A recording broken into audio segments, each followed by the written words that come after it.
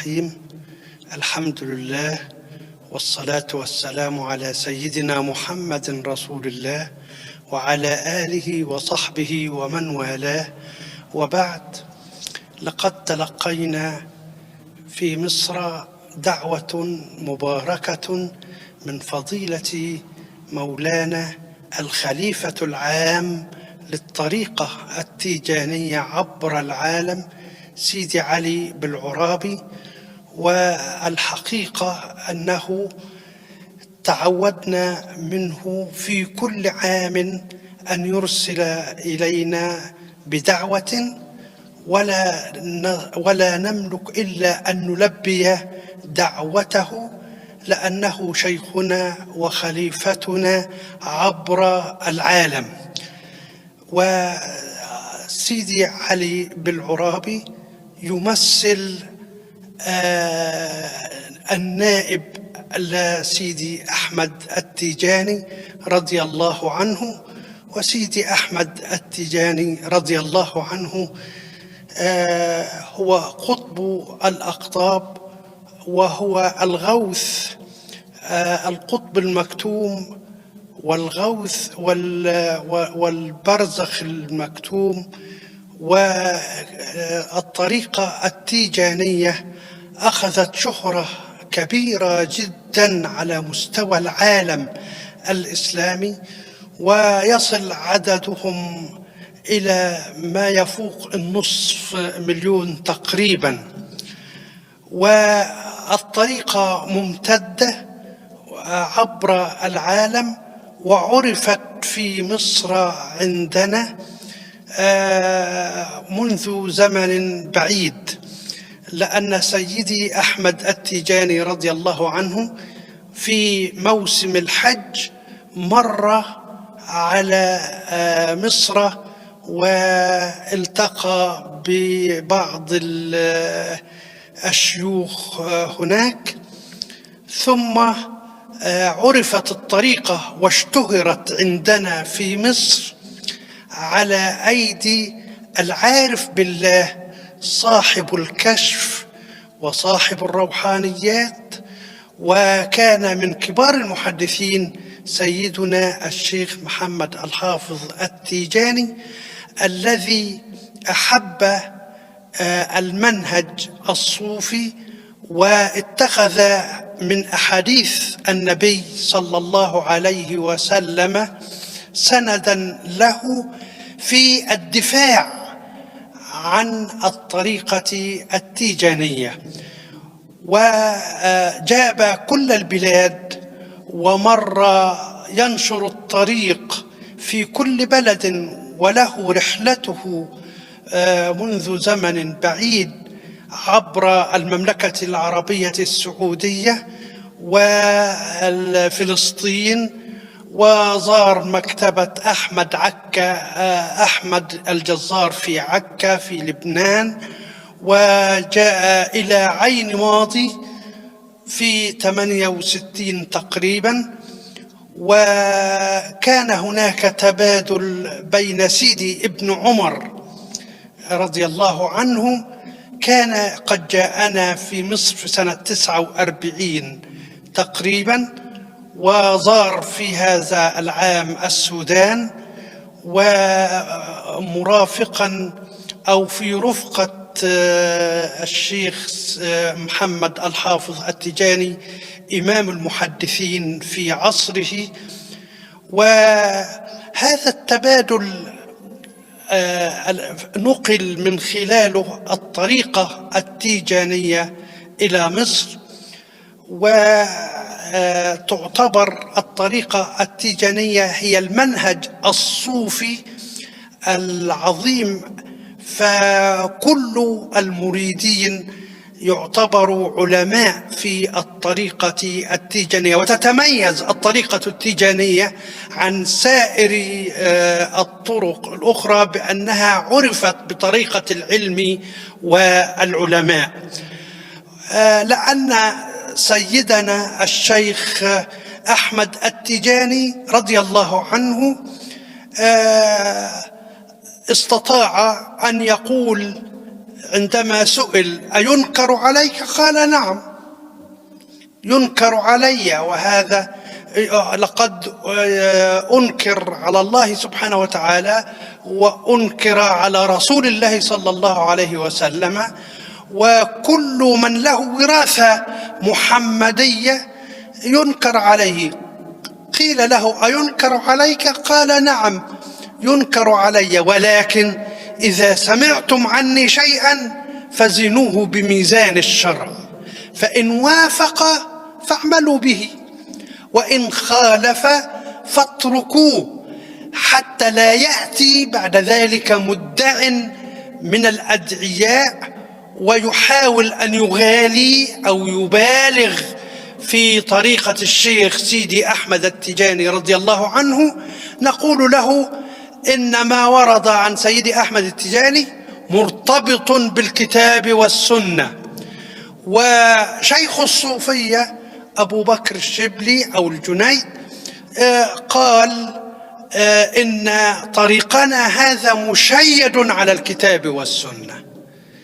وسيدي أحمد التجاني وكل العلماء ارتبطوا بالكتاب والسنة، ولذلك الرسول صلى الله عليه وسلم أنكر عليه عندما كان يتحنث في غار حراء فوق جبل النور في مكة المكرمة، وقيل له اقرأ بعد أن نزل عليه الوحي قال ما أنا بقارئ، ثم جاء يرجف حتى وصل فاستقبلته زوجته رضي الله عنها السيدة خديجة أم المؤمنين،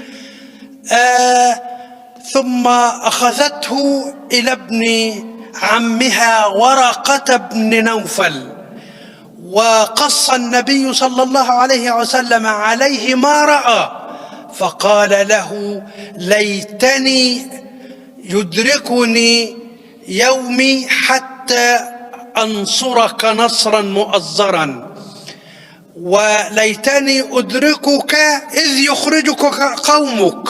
فقال أو مخرجيهم؟ قال نعم، لم يؤت أحد بمثل ما أوتيت إلا أنكر عليه، ولكنك إنك لتصل الرحم وتكسب المعدوم وتقري الضيف وتعين على نوائب الدهر.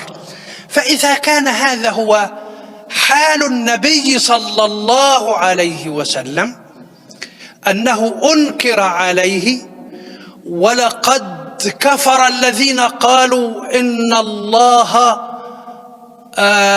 فقير، لقد كفر، هناك من أنكر على الله سبحانه وتعالى، وهناك من أنكر على الأنبياء، وهناك من أنكر على الرسل صلوات الله وسلامه عليهم.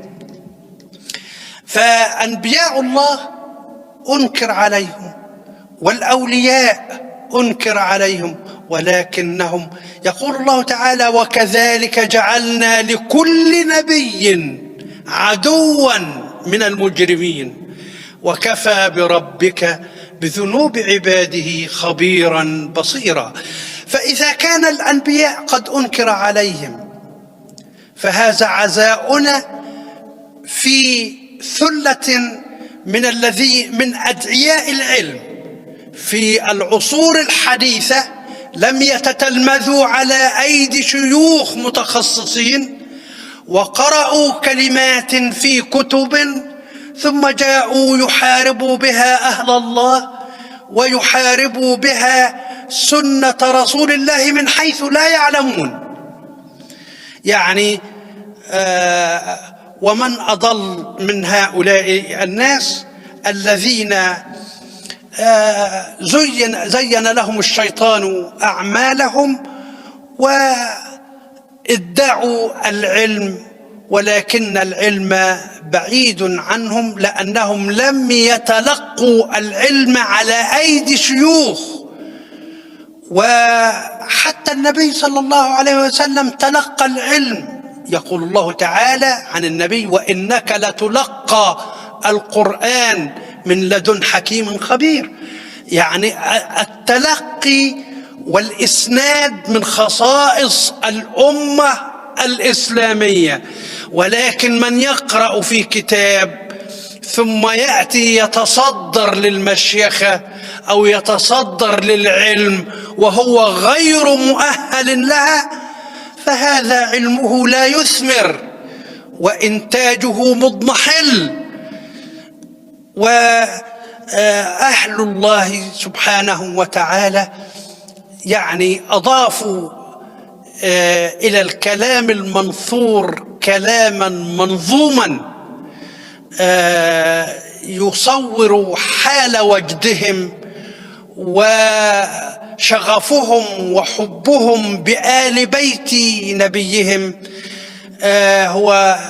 ولذلك يعني ورد في قصيدة طويلة قالها فضيلة العارف بالله شيخ المحدثين في مصر سيدنا الشيخ محمد الحافظ التجاني، قال قصيدة تصور الوجد والوله والحب والتعلق برسول الله صلى الله عليه وسلم وبكل شيوخه الذين أخذ عنهم العلم صافيا. فقال في قصيدته: لولاح نوري ذابت الآثار، ولبدء نوري تنتهي الأنوار، وصبابتي تسمو على حر اللظى، وبدا الجميل وغابت الأغيار، ورحيق صفوي للجميع أبحته، فرواهم هطاله المدرار، ويفيض بحري ما يفيض بخمرة، فيه الصفا والأنس والأسرار، لو قطرة مما شربت وضعتها فوق القلوب لأسلم الكفار، أو جذوة من نار وجد حشاشتي فوق الجبال لأحرقتها النار، هذا فؤادي لا أراه بأضلعي، والروح والها والجحيم يثار، يا روح ذوبي في الحبيب صبابة، بالموت تحيا السادة الأخيار، يا روح غاب الكون في غيب الخفا، وبدا الحبيب وزالت الأسطار، فأنا الجميل أنا الجمال أنا الصفا، والخمر والأقداح والخمار، وأنا النديم أنا الدنان وحانها، والعود والأنغام والأوتار، وأنا المغني والغناء وسامع نغمات نفسي الناي والمزمار، ما ثم غيري في الوجود بأسري، وبنوري الباقي الفناء ينار، وعدمتني فوجدتني وتركتني، فإذا أنا فردوسه والنار، وسقيتهم فتواجدوا في سكرهم، وصفى الصفاء الأحمدي يضار، صلى عليك الله يا سر الهدى من منه كل القرب والآثار، جد الحسين ونور سر بداية ونهاية ذات الرضا وأوار، وسلام ذات لا انتهى لكمالها تهمي عليه فيستقي الأبرار. إن هذا الكلام فيه رمزيات عظيمة، إن هذا الكلام فمن لم يعرف مصطلحات القوم لا يستطيع أن يحكم على القوم. إن الصوفية مقيدون بالكتاب والسنة ولكن لهم مصطلحاتهم، كل علم له مصطلحاته، ولكن الكل انكب على القرآن الكريم. فهناك من نظر إلى تفسيره فظهر جماعة المفسرين، وهناك من نظر إلى استنباط الأحكام فكان هؤلاء هم الفقهاء، وهناك من نظر إلى الإشارة في الأحكام الموجودة في القرآن فهؤلاء هم الصوفية أهل الذوق والشفافية. وهناك من نظر إلى النظم في القرآن الكريم فهؤلاء هم النحاة. وهناك من نظر إلى التراكيب فهؤلاء البلغاء. فكيف ننكر على التصوف وكيف ننكر على هذا العلم؟ لماذا لا ننكر على البلاغيين؟ ولماذا لا ننكر على النحويين أو المفسرين أو الفقهاء أو غيرهم؟ لماذا التصوف إلا إذا كان هناك حقد دفين على أهل الله الذين ورثوا عن رسول الله صلى الله عليه وسلم الحب الصافي والصدق والوجد الذي جعلهم يعبرون عن أحوالهم وعن أشواقهم في حبهم لنبيهم وفي حبهم لله سبحانه وتعالى. إن الرسول نعم بشر ولكنه يوحى إليه. فعندما يزعم بعض الناس الذين يتكلمون بالعلم، نعم يقولون علما، ولكنه خالي من الروح وخالي من الذوق وليس له تأثير، عبارة عن ألفاظ وأحجار لا أكثر ولا أقل.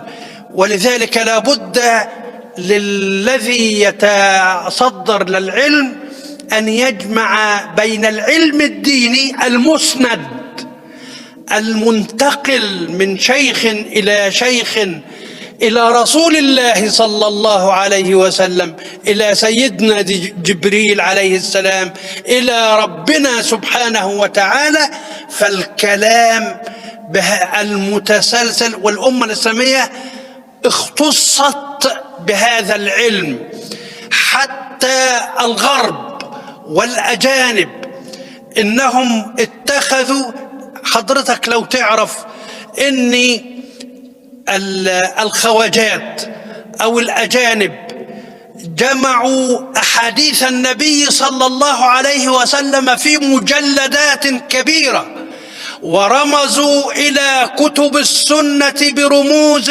واضحة عن البخاري ومسلم وأبو داود والترمذي وابن ماجه ومسند الإمام أحمد ومسند السيدة عائشة. جمعوا كل هذه العلوم ولكن كان غرضهم ربح مادي، ولكن أفادوا الباحثين والدارسين في علم الشريعة الإسلامية. ولذلك حفظ الله سبحانه وتعالى السنة النبوية مثل ما حفظ القرآن الكريم. قال ربنا سبحانه وتعالى: إنا نحن نزلنا الذكر وإنا له لحافظون. فتولى الله حفظ القرآن الكريم بنفسه، لا يأتيه الباطل من بين يديه ولا من خلفه، تنزيل من حكيم حميد.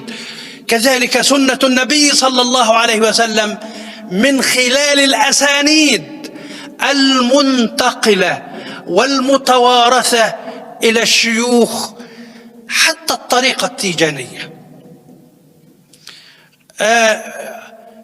ما ينفعش أن يتصدر فيها أحد للمشيخة إلا إذا كان له إذن صريح عن الشيخ الأكبر أو عمن أخذ عن الشيخ الأكبر الشيخ سيدي أحمد التجاني رضي الله عنه، ليثبت أن هذا التقى بهذا وهذا التقى بهذا وهذا التقى بهذا، وأخذ كل العلوم واحدا عن الآخر إلى الوارث المحمدي وهو الشيخ سيدي أحمد التجاني رضي الله عنه. وقد أخذ عن النبي صلى الله عليه وسلم يقظة ومناما. طبعا بعض الناس الذين يتحدثون كيف يلتقي عالم متأخر بنبي متقدم، الأمر سهل وبسيط جدا. لقد ورد في سنة النبي صلى الله عليه وسلم أن رسول الله صلى الله عليه وسلم قال: من رآني فقد رآني حقا، فإن الشيطان لا يتمثل بي، وفي رواية: إن الشيطان لا يتخيلني. وقال صلى الله عليه وسلم: من رآني في المنام فسوف يراني في اليقظة، فإن الشيطان لا يتمثل بي. فهذا أمر ثابت في علوم السنة المطهرة في البخاري وفي مسلم. هذه العلوم اختصت بنقل هذه الأحاديث النبوية المشرفة الطاهرة التي تحصن التجانيين في كل ما أخذوه عن شيخهم الأخبر سيدي أحمد التجاني رضي الله عنه.